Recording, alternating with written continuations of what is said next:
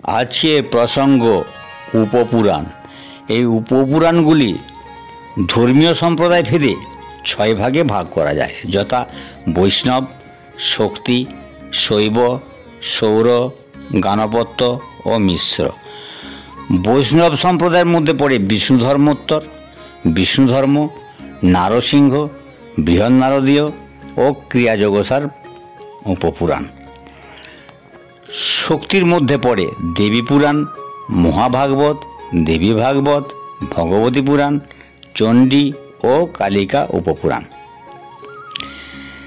শৈবর মধ্যে পড়ে শৈব, শিবধর্ম, শিবধর্মোত্তর, শিবরহস্য, সৌর, একাম্র ও পরাশর উপপুরাণ।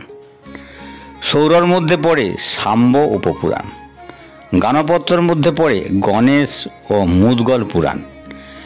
মিশ্র এর মধ্যে পড়ে বৃহদ্ধর্ম ও ভবিষ্যত্তর উপপুরাণ। কিন্তু এগুলি ছাড়াও উপপুরাণের নাম জানতে পারা যায় আরও, যেমন আদি উপপুরাণ, আদিত্য উপপুরাণ, নন্দীশ্বর উপপুরাণ, বৃহন্নন্দীশ্বর উপপুরাণ, সাম্ব উপপুরাণ, ক্রিয়াযোগসার উপপুরাণ, বামন উপপুরাণ, বারুণ উপপুরাণ, ভার্গব উপপুরাণ।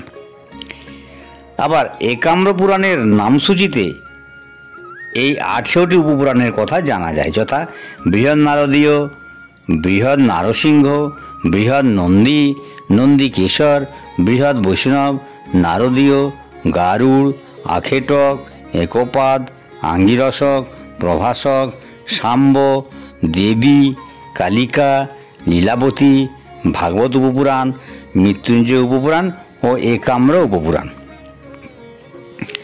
এখন কিছু উল্লেখযোগ্য উপপুরাণের পরিচয় দেওয়া হলো, যেমন দেবী পুরাণ। এটি শাক্ত উপপুরাণের মধ্যে অন্যতম। এটি 4টি পাদে বিভক্ত, যথা তৈলক্য বিজয়, তৈলক্যাভ্যুদয়, শুম্ভ নিশুম্ভ মথন, দেবাসুর যুদ্ধ। এখানে দেবীর 7টি অবতারের কথা জানা যায়। বিষয় হচ্ছে অসুরদের সঙ্গে দেবীর যুদ্ধ। এছাড়া দেবীর উপাসনা, পশু বলি, হোম, যাগ প্রভৃতি। এটি একাধারে পুরাণ ও অন্যদিকে একটি তন্ত্রশাস্ত্রও বটে। কালিকা পুরাণ।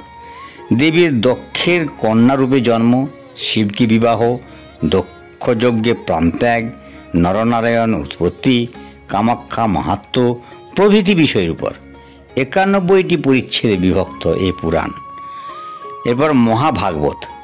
এটি কালিকা পুরাণের মতো শক্তি সাধনার ইতিহাস বর্ণিত।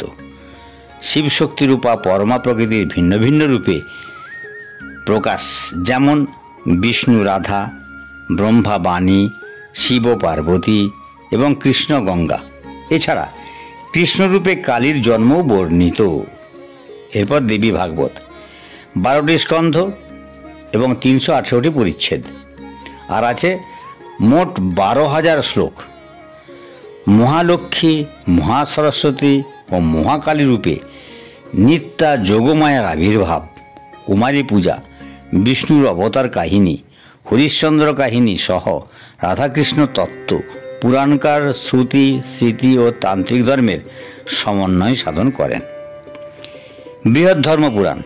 এটি গৌড়বঙ্গের ধর্মীয় ও সামাজিক ইতিহাসের এক অমূল্য দলিল। এর নাম ধর্মসংহিতা। 3টি খণ্ডে বিভক্ত, যেটির শতাধিক পরিচ্ছেদ আছে। ভবিষ্যত্তর পুরাণ। ভবিষ্যৎ পুরাণের খিল অংশ হলেও এটি অর্বাচীনকালের রচনা। এছাড়া নীলমত পুরাণ ঐতিহ্যপূর্ণ। এতদ ব্যতীত আরও উপপুরাণ পাওয়া যায়, যথা লঘু ভাগবত অমৃত, বশিষ্ঠোত্তর, আত্মভূগোল প্রভৃতি। আজ এই পর্যন্ত। ভিডিওটি কেমন লাগলো? যদি ভালো লাগে তাহলে চ্যানেলটি সাবস্ক্রাইব করুন আর পাশে থাকে বেল আইকনটি আপনি প্রেস করুন। একটা জরুরি কথা বলে নিই, যদি আপনি এই চ্যানেলের প্রথম দর্শক হয়ে থাকেন তাহলে অবশ্যই চ্যানেলটি সাবস্ক্রাইব করবেন, কারণ ভিডিও ছাড়ার সাথে সাথে নোটিফিকেশান আপনি পেয়ে যাবেন। ধন্যবাদ, নমস্কার।